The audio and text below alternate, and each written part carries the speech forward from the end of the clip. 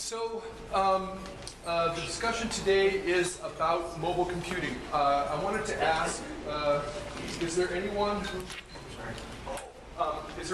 hasn't played around with an iPad? Anyone? Okay.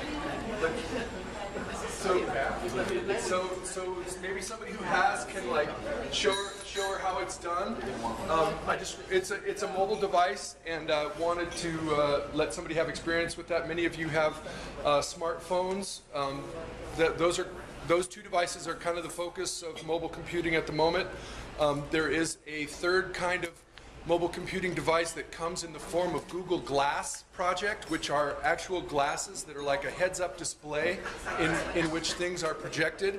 This is dealing with something called augmented reality, where as you turn and move, what is displayed can change contextually. It's a very interesting thing for only the very dorkiest. So what we're talking about in the main is that mobile devices, because they are smaller and have screens with a lower resolution, they need websites that are specifically designed to cater to those forms. And so, it's generally done with a subset of pages. Not the entire site, because the majority of people, when they're on their phone, they're looking for things like location, phone contact, numbers, description of your products, maybe some prices. That comprises like 80% of what people are looking for currently in terms of mobile computing. And so this is an example here of a traditional website for a company called Sky Candy, and there is also a mobile version. And if this were a mobile device, it would have auto-detected this with a script.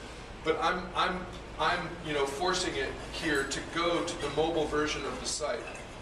And so it looks something like this. And you can imagine this, being much easier to navigate in a mobile device.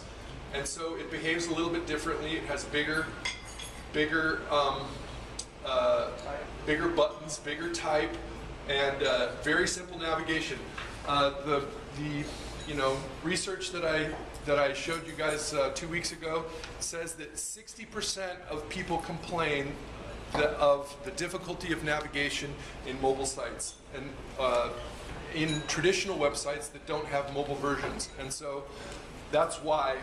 That's the compelling reason at this point in time for people to present this digested sort of, simplified down version of their website experience, so that people can, get the point from their website when they browse to it mobilely. So one of the special attributes of let me go to something that you guys might recognize. We're working on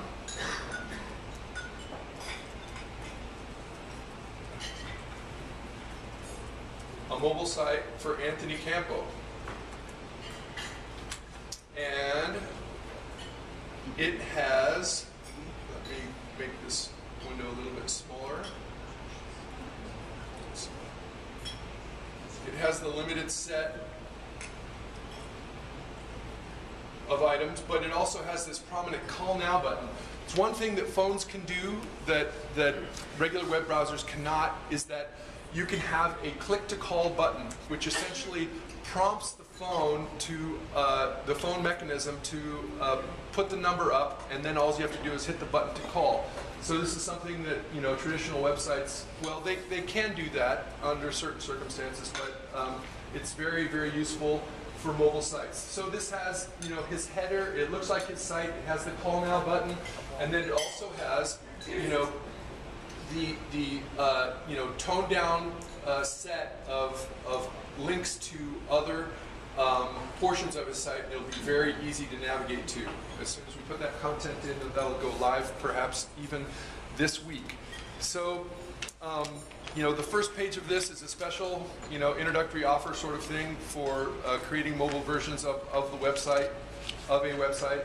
And then in here there's a bunch of statistics about the momentum and the movement towards mobile computing. And then that brings us to the logical next step, which is mobile marketing. So there's this push, and the reason people are so interested in the whole mobile realm is because the device manufacturers are essentially inserting themselves between the final customer, you, and the material that is being, produced externally. And so by doing this, they're trying to control the environment in which people are advertised to. Apple is particularly interested in this. Google is particularly interested in this. And other phone manufacturers try to do their own version of this. But this is like the arms race now for people. They're trying to, mediate your content so that they can present ads to you, basically. And they'll come in every form, inside of apps, inside of, videos, inside of anything that you consume, inside of games even.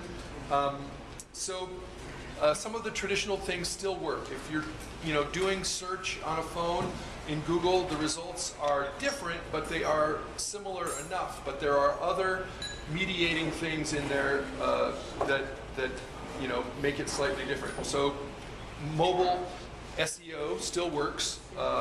Pay-per-click advertisement works. Then it comes down to some more interesting things. Text message marketing is where you essentially give a person permission to market to you. You see these ads that say, text this word to this number, and you will get XYZ reward. It'll be some exclusive deal, an option, a coupon, a special offer by opting into a program. And this is obviously done through mobile phones, because mobile phones are where most of this SMS marketing takes place. On this thing, if anybody has a QR code scanner on their phone, QR code scanners are free to download. And this series of black dots and things here is a QR code for anyone who doesn't know. Essentially, if you take a phone, okay. If you take a phone, aim it at this, it's like a barcode, you scan it, but it takes you directly to our website, exactly to our mobile page. The same thing can be done. You can create an SMS message, you can create a text message, you can then prompt people to email it to themselves or anything. It's a lot of creativity can be applied to the use of QR codes. Does that include for questions? Yeah, that's true. Total. Okay. So the other things I'm gonna go to questions. If anybody has any questions, I would be happy to entertain them now. Yes.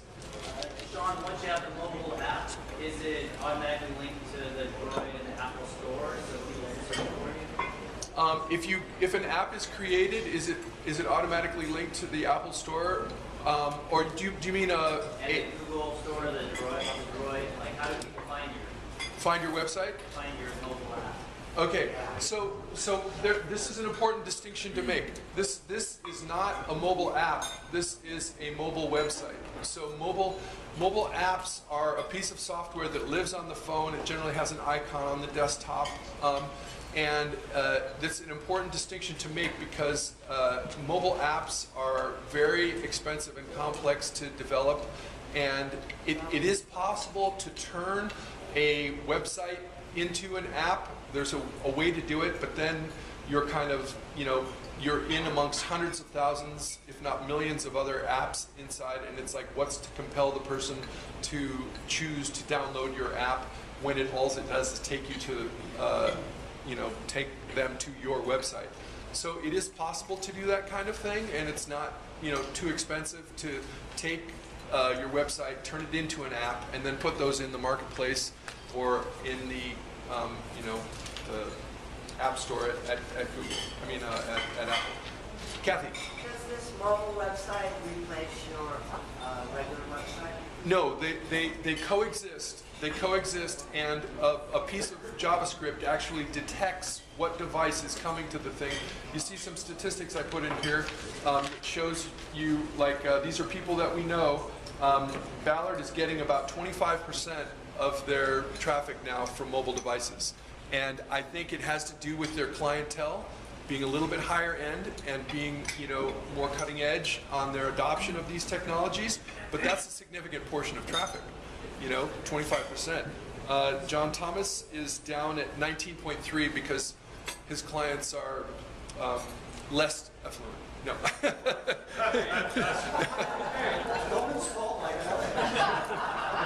They have the iPad 2 as opposed to the newest one. Okay, so I'm over.